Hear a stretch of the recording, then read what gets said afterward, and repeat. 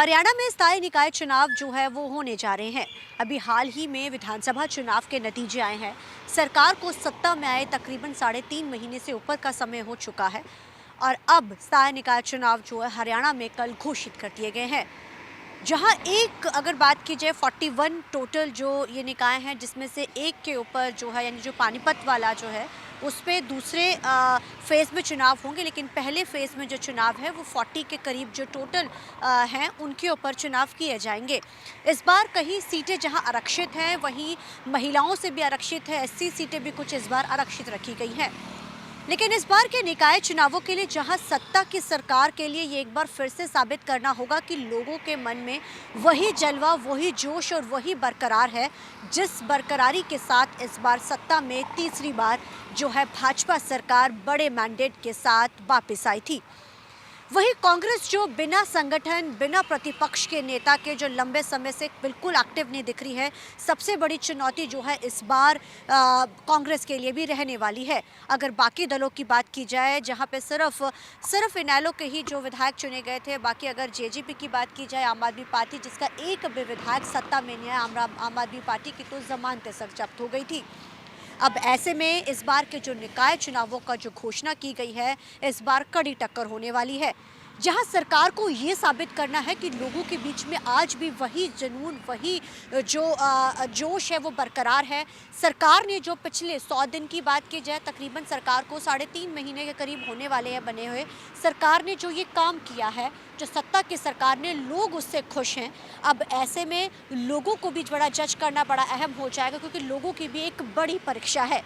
परीक्षा इसलिए है क्योंकि जो निकाय चुनाव होते हैं उसमें मुद्दे होते हैं। सीवरेज जो सबसे अहम मुद्दा, चुनाव चाहे कोई भी हो, सीवरेज का मुद्दा हर कोई उठाता है।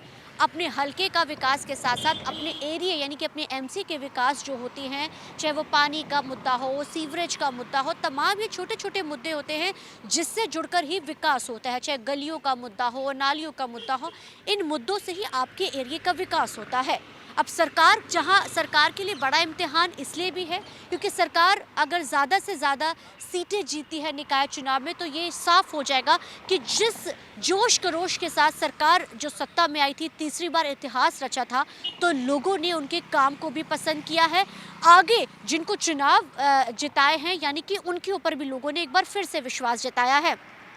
सबसे जो अहम नज़र रहने वाली इस बार के निकाय चुनावों के ऊपर कांग्रेस जो लंबे समय से बिल्कुल हार के बाद शांत बैठी है। कारण क्या है? ना तो प्रतिपक्ष का नेता चुना गया है।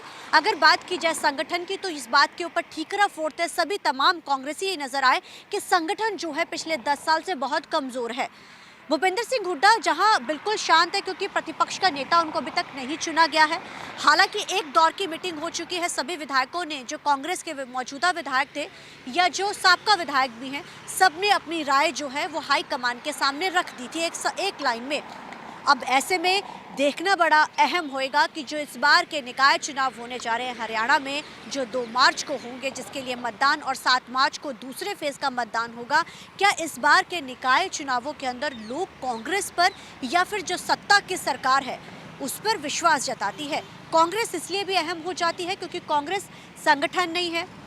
इस बात का खुद जो कांग्रेस कई नेता बोलते हुए नजर आए, प्रतिपक्ष का नेता नहीं चुना गया।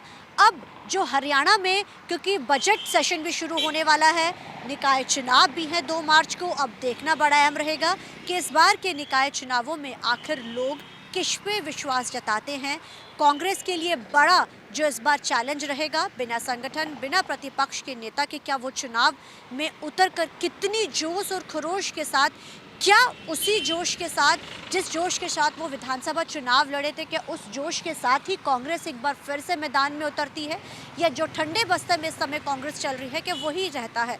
क्योंकि आज दिल्ली के विधानसभा चुनाव है, कहीं ना कहीं इनके नतीजों के बाद ये कहा जा रहा है कि प्रतिपक्ष का नेता जहां लगा दिया जाएगा, वही जो आगे की रणनीति भी है।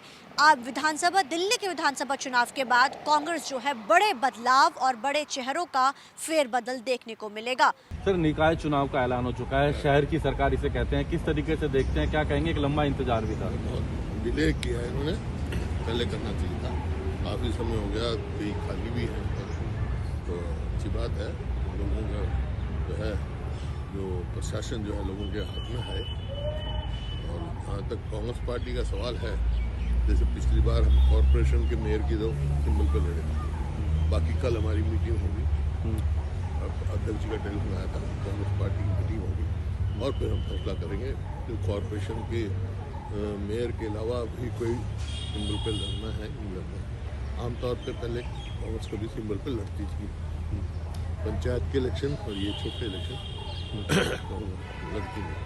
अब देखना बड़ा अहम रहेगा कि निकाय चुनाव में इस बार सत्ता की सरकार जो बड़ा विश्वास, मैंडेट और इतिहास के साथ आई थी उस पर ही लोगों ने विश्वास जताया है, या फिर कांग्रेस जो अब सत्ता से बाहर है लंबे समय से, तकरीबन 10 साल का समय हो चुका है, ये तीसरी टर्म है सत्ता से बाहर। अब क्या कांग्रेस उसी जोश के साथ निकाय चुनावों में उतरती है, ये सबकी नज़र बनी रहेगी।